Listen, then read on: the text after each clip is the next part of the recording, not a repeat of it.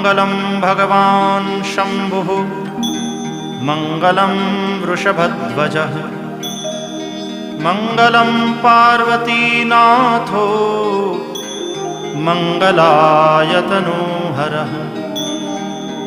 सर्वमङ्गलमाङ्गल्ये शिवे सर्वार्थसाधिके शरण्ये त्र्यम्बके गौरी नारायणि नमोऽस्तुते।